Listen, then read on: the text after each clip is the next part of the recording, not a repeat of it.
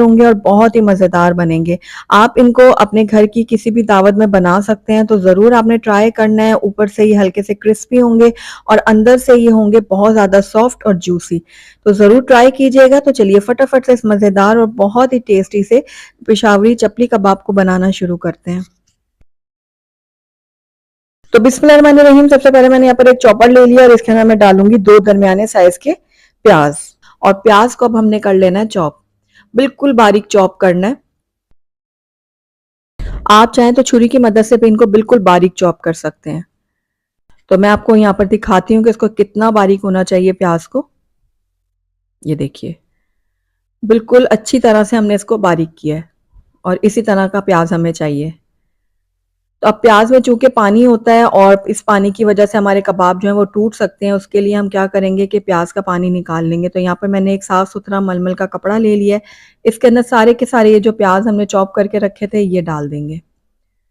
प्याज डालने के बाद जो है ना, इसको हम अच्छी तरह से निचोड़ लेंगे ताकि इसका पानी जो है ना वो बिल्कुल मुकम्मल तौर पर निकल जाए। आप ये प्रोसेस जो है वो हाथों की मदद से भी कर सकते हैं, यानी थोड़े थोड़े जो प्याज है ना वो हाथों में लें, हथेली में, और अच्छी तरह से निचोड़ लें। तो ये देखिए अच्छा खासा पानी इसका निकल आया है प्याज का। इसको अब हम अलहदा कर देते हैं और प्याज को मैं आपको दिखाती हूँ कि अच्छे से ड्राई हो गए हैं। ये देखिए बिल्कुल ड्राई हो गए हैं प्याज हमारे। तो बस इनको निकाल के एक बाउल में मैं रख देती हूँ एक तरफ। इसी चॉपर में हम टमाटरों को भी चॉप कर लेंगे। तो यहाँ पर मैंने 2 दरमियाने साइज के टमाटर लिए थे, जिनको रफली काट के मैंने इसके अंदर ऐड कर दिया और इनको भी अब हम अच्छा बारीक चॉप कर लेते हैं। तो यहाँ पर देखिए टमाटर को भी मैंने अच्छी तरह से चॉप कर लिया। ये देखिए इस तरह से बिल्कुल बारीक चॉप कर लिया टमाटर को भी। इनको भी निकाल के मैं एक बाउल में रख देती हूँ और उसी चॉपर में मैं हरी मिर्च को भी चॉप कर लूँगी। तो यहाँ पर देखिए आप अपने टेस्ट के अकॉर्डिंग डाल सकते हैं हरी मिर्च को। मैंने 6 से 7 अदद ली थी हरी मिर्चें। ये दरमियाने साइज़ की हैं। अगर आप बड़े साइज़ की इस्तेमाल करें तो कम भी यूज़ कर सकते हैं। तो यहाँ पर देखिए अब हरी मिर्च को भी अच्छी तरह से हम चॉप कर लेते हैं। तो ये सारा प्रोसेस आप छुरी की मदद से भी कर सकते हैं, उसमें थोड़ा-सा टाइम ज़्यादा लग जाता है। तो यहाँ पर ये देखिए हरी मिर्च भी अच्छे से चॉप हो गई है। बस इसको भी निकाल के एक तरफ रख देती हूँ और यहाँ पर ले लिया मैंने कीमा।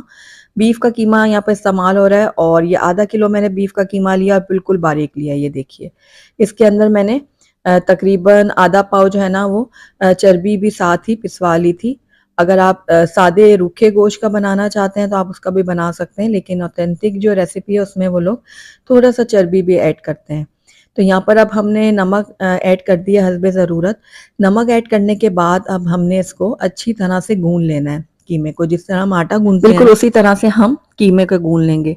इस तरह से जब हम नमक डाल के इसको मसलते हैं ना कीमे को, तो उसमें एक लेस सी पैदा होती है, जिसकी वजह से हमारे कबाब जो है ना वो टूटते नहीं हैं। तो ये देखिए बस 2 से 3 मिनट के लिए मैं अच्छी तरह से इसको गून लूंगी कीमे को। तो यहाँ पर देखिए कीमे को मैं आपको चेक करवाती हूँ, इसमें हल्की हल्की सी लेस बन गई है। ये देखिए अब इसके अंदर हमने ऐड करना है मकई का आटा। तो मैं यहाँ पर 4 से 5 खाने के चम्मच मकई का आटा ऐड कर रही हूँ। अगर आपके पास ये मौजूद नहीं है तो आप उसकी जगह जो है ना बेसन का भी इस्तेमाल कर सकते हैं, लेकिन ऑथेंटिक रेसिपी में यही इस्तेमाल किया जाता है और इससे टेस्ट भी अच्छा बनता है। तो बस मकई का आटा ऐड करने के बाद दोबारा से हम इसको 2 से 3 मिनट के लिए मसल लेंगे, यानी अच्छी तरह से गून लेंगे। जब हम मकई का आटा डाल के इसको गूनते हैं ना तो इसमें मजीद लेस पैदा होती है। तो ये देखिए इस तरह से 2 से 3 मिनट के लिए मैंने कीमे को दोबारा से गून लिया है। अब इसमें अच्छी खासी लेस पैदा हो गई है। ये देखिए। तो चलिए अब बाकी के मसाले हम इसके अंदर ऐड कर लेते हैं। तो सबसे पहले मैंने इसके अंदर ऐड किया है 1 खाने का चम्मच भुना हुआ और मोटा मोटा कुटा हुआ सूखा धनिया और 1 चाय का चम्मच मैंने साबुत काला जीरा ऐड किया, 1 चम्मच जाएगा अनारदाना, 1 चाय का चम्मच इसके अंदर ऐड किया है मैंने जीरा पाउडर और 1 खाने का चम्मच डाला है इसके अंदर चिली फ्लेक्स यानी कि कुटी हुई लाल मिर्च और आधा चाय का चम्मच इसके अंदर काली मिर्चों का पाउडर ऐड किया है। अब ये सारे सूखे मसाले डालने के बाद इनको भी मैं कीमे के साथ अच्छी तरह से मिक्स करूंगी, यानी कि इस तरह गून लूंगी। तो तकरीबन 1 से 1.5 मिनट के लिए इन मसालों को भी मैं अच्छी तरह से मिक्स कर लूंगी कीमे के साथ। तो यहाँ पर देखिए मसाले जो हैं वो कीमे में बहुत अच्छी तरह से मिक्स हो गए हैं। तो बस इस टाइम पे आकर इसके अंदर हम ऐड करेंगे प्याज, जो हमने बारीक चॉप करके रखी हुई थी और जिसका पानी भी हमने निकाल के रखा था। तो ये देखिए सारी प्याज जो है हम डाल देते हैं इसके अंदर। प्याज ऐड करने के बाद इसके अंदर हम डालेंगे लहसुन अदरक का पेस्ट। तो यहाँ पर आधा चाय का चम्मच मैंने लहसुन का पेस्ट लिया है और 1 चाय का चम्मच लिया अदरक का पेस्ट। तो ये भी इसके अंदर डाल देते हैं और उसके साथ ही इसके अंदर जो हमने बारीक चॉप की हुई हरी मिर्चें रखी थी वो भी डाल देंगे। अब इसके अंदर जाएगा 1 अदद अंडा। मैं इसके अंदर कच्चा अंडा इस्तेमाल कर रही हूँ, आप चाहें तो अंडे को थोड़ा सा स्क्रैम्बल करके भी डाल सकते हैं। तो बस ये सारी चीजें हम अच्छी तरह से मिक्स करेंगे दोबारा से। तो यहाँ पर देखिए बहुत अच्छी तरह से हमने हर चीज को मिक्स करना है। तो सारी चीजें बहुत अच्छी तरह से मिक्स हो गई हैं। अब आखिर में इसके अंदर हम ऐड करेंगे टमाटर, जो हमने बारीक चॉप करके रखा था। तो यहाँ पर टमाटर भी डाल दिया मैंने और हरा धनिया भी डाल देंगे कटा हुआ, और इन दोनों चीजों को भी हम अच्छी तरह से मिक्स कर लेंगे। तो बस ये हमारा जो चपली कबाब का मसाला है ना बिल्कुल रेडी हो गया है। तो बस सारी चीजें बहुत अच्छी तरह से हमने मिक्स कर ली हैं। अब इसको जो है ना हम एक बाउल में ट्रांसफर करेंगे और उसके बाद 10 से 15 मिनट के लिए इसको रेस्ट के लिए छोड़ देंगे। आप चाहें तो फौरन से भी इसको बना सकते हैं। तो बस अब इसको हम कवर करते हैं और 15 मिनट के लिए रेस्ट के लिए छोड़ देते हैं। तो यहाँ पर 15 मिनट हो गए हैं कीमे को रेस्ट पे छोड़े हुए। आइए अब इसके अब हम कबाब बना लेते हैं। तो पहले मैं इसको ऊपर नीचे कर लेती हूँ ताकि सारे मसाले जो है ना वो एक जैसे हो जाएं।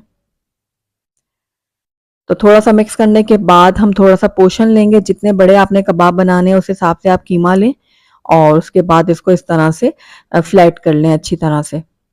जिस तरह से चपली कबाब की शक्ल होती है ना उस तरह से आप इसको इस तरह से फ्लैट कर लें। तो बाकी के सारे कबाब इसी तरह से रेडी करके इनको फ्राई करेंगे। तो यहाँ पर जो है ना वैसे तो ऑथेंटिक रेसिपी है वो चर्बी में इनको फ्राई करते हैं, लेकिन हर वक्त हर किसी के पास चर्बी मौजूद नहीं होती। तो मैं यहाँ पर घी का इस्तेमाल कर रही हूँ, उससे भी बहुत अच्छा खासा वैसे ही टेस्ट आ जाएगा। तो कुछ देर के लिए हम एक तरफ इसको पकाएंगे, उसके बाद जो इसको हम टर्न कर लेंगे और दूसरी तरफ से भी हम इसको अच्छी तरह से कुक करेंगे। तो हमारा कबाब जो है ये चपली कबाब बिल्कुल रेडी हो गया। निकाल लेते हैं इसको बाहर और इसी तरह से मैं बाकी के भी रेडी कर लूंगी और आपको फिर मैं प्लेट आउट करके दिखाऊंगी। तो माशाल्लाह से हमारे ऊपर से हल्के से क्रिस्पी और अंदर से बहुत ही सॉफ्ट और जूसी पेशावरी चपली कबाब बनकर तैयार हो गए हैं। बिल्कुल रेस्टोरेंट स्टाइल में ये बनकर तैयार हुए हैं। ईद दावत के मेन्यू में इस रेसिपी को जरूर शामिल कीजिएगा, आपके घर वालों के साथ साथ आपके मेहमान भी खुश हो जाएंगे। तो जरूर ट्राई कीजिएगा और मुझे बताइएगा जरूर कि आपको मेरी आज की रेसिपी कैसी लगी। अगर अच्छी लगी है तो इसको लाइक जरूर कीजिएगा, फ्रेंड्स और फैमिली में इसको ज्यादा से ज्यादा शेयर कीजिएगा। अगर पहली दफा मेरे चैनल पे आए तो काइंडली इसको सब्सक्राइब भी कर लें और साथ ही बेल आइकन को भी प्रेस कर दें ताकि मेरी हर नई आने वाली वीडियो की नोटिफिकेशन सबसे पहले आप तक पहुंचे। Thank you for watching. Allah Hafiz.